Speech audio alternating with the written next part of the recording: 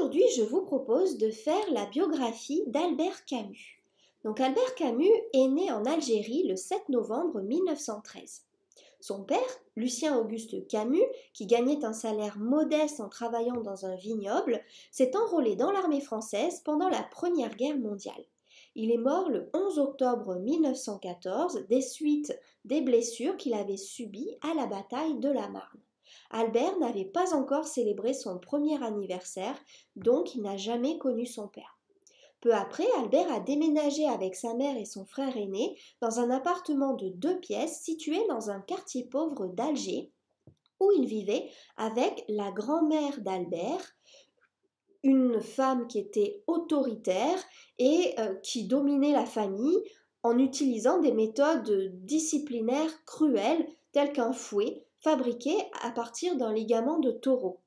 La mère et la grand-mère maternelle de Camus étaient toutes deux analphabètes. Cependant, un enseignant nommé Louis Germain a reconnu l'intelligence exceptionnelle du jeune Albert et lui a donné des cours particuliers pour qu'il puisse obtenir une bourse. Il obtient cette bourse en 1923, ce qui lui permet de fréquenter le lycée d'Alger. Là-bas, il s'épanouit en tant qu'étudiant et il aime également faire du sport, en particulier jouer au football. Cependant, en 1930, Camus a été frappé de tuberculose. Par crainte d'infecter les autres membres de la famille, Camus a été forcé de quitter l'école et la maison. Il est allé vivre avec sa tante et son oncle, un boucher prospère qui s'est très bien occupé de lui. Sous leurs soins, il s'est suffisamment rétabli pour retourner à l'école. Cependant, Camus a continué à avoir des problèmes avec la tuberculose tout au long de sa vie. Après avoir obtenu son diplôme d'études secondaires, Camus a fréquenté l'université d'Alger où il s'est spécialisé en philosophie sous la direction de l'écrivain et professeur Jean Grenier. Camus a dévoré des classiques français tels que Malraux ou Gide. Malraux a souvent écrit des romans axés sur les complexités et les ambiguïtés de l'action révolutionnaire et l'idéalisme politique. Gide était un écrivain et un critique de la morale conventionnelle qui mettait l'accent sur l'honnêteté et la conscience de soi de l'individu et a salué la notion qu'il fallait absolument que l'individu se libère de la famille, de la tradition et aussi de la morale. Toujours à l'université, Camus s'est intéressé au théâtre et a écrit et joué dans plusieurs pièces. Au milieu des années 1930, Camus a rejoint le Parti communiste, mais il ne s'est jamais senti à l'aise avec ce groupe. Par exemple, les communistes ont minimisé l'opposition à la domination coloniale française dans le but d'obtenir le soutien de la France pour l'Union soviétique. Camus croyait en la domination algérienne française, mais critiquait le gouvernement. Donc il n'avait pas de position vraiment tranchée pendant la guerre d'Algérie. Il pensait que finalement tout le monde avait raison et que donc d'une certaine façon personne n'avait tort et donc on ne pouvait pas se ranger d'un côté ou de l'autre. En 1937, Camus a été expulsé du Parti communiste et s'est rendu avec des amis à Paris. Au cours de ce voyage, Camus a exprimé une peur qui l'a souvent frappé en voyage.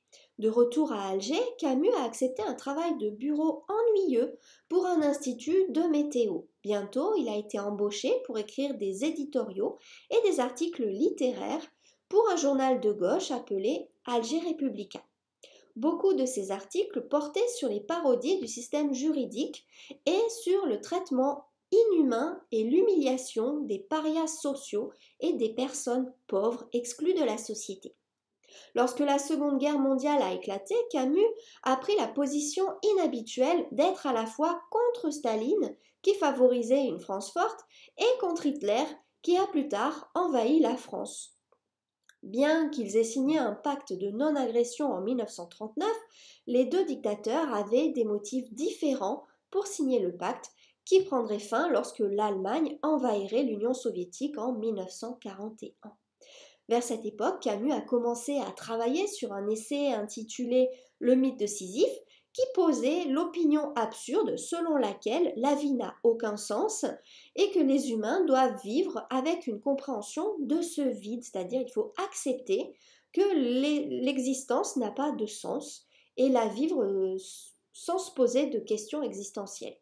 Il a également commencé à travailler sur un roman absurde, L'étranger. Perfectionniste, qui croyait que l'atteinte de la perfection n'était jamais possible, Camus a travaillé sans relâche sur le roman. Apparemment, Camus a basé le personnage de Meursault sur l'un des frères de sa petite amie. Meursault n'est pas du tout comme Camus, en ce sens que le personnage semble n'avoir aucun but et ne s'analyse jamais lui-même. En revanche, Camus avait une forte ambition d'être un écrivain prospère et était en proie à des angoisses et à des doutes. Malgré cela, L'étranger reflète de nombreuses influences qui ont guidé Camus. L'intérêt de Malraux pour les ambiguïtés de l'idéalisme politique est illustré dans les chapitres de la salle d'audience, où le système judiciaire et l'Église tentent d'inculquer leurs idéaux à Meursault sans succès. De plus, l'accent mis par Gide sur l'honnêteté individuelle est illustré par le refus de Meursault de mentir. Camus a même utilisé son expérience de travail ennuyeux pour l'Institut de météorologie comme base pour le travail de Meursault, qui ne fait finalement que remplir des factures toute la journée. Après la publication de L'étranger pendant la Seconde Guerre mondiale en 1942, il a reçu d'énormes éloges de la critique. Camus a été accepté dans la communauté intellectuelle française, dont l'existentialiste Jean-Paul Sartre, qui est pendant un temps devenu son ami, mais en fait, ensuite ils se sont fâchés et donc Camus refusait d'être assimilé à ce mouvement littéraire de l'existentialisme, même si à un moment il en a été proche.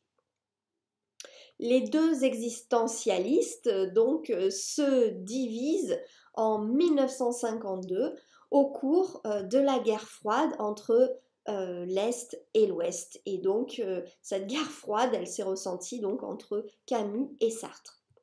Camus a rejeté la justification de la violence pour refaire le monde, comme cela était pratiqué à la fois en Union soviétique et au cœur de la guerre civile en Algérie. Et donc, Camus a écrit Les Justes, une pièce de théâtre qui justement fait réfléchir sur la nécessité de la violence pour se libérer de l'oppression, c'est-à-dire est-ce qu'on a le droit d'être soi-même violent pour se libérer de la violence? Et la réponse de Camus, c'est non. Et c'est pour ça qu'il n'a pas vraiment pris parti dans la guerre d'Algérie, comme je l'ai déjà dit, ce qui lui a été reproché notamment par Jean-Paul Sartre, parce que pour lui, finalement, rien ne justifiait la violence, que ce soit d'un côté ou de l'autre. Donc pendant la Seconde Guerre mondiale, Camus a écrit pour le journal Combat, qui était le principal véhicule intellectuel de la résistance française. Et après la guerre, il a écrit des œuvres qui sont devenues des classiques de la littérature française, notamment bien sûr La Peste en 1947, La Chute en 1956. Et donc en 1957, Camus a remporté le prix Nobel de littérature pour l'ensemble de son œuvre. Malheureusement, le 4 janvier 1960, il a perdu la vie dans un accident de voiture.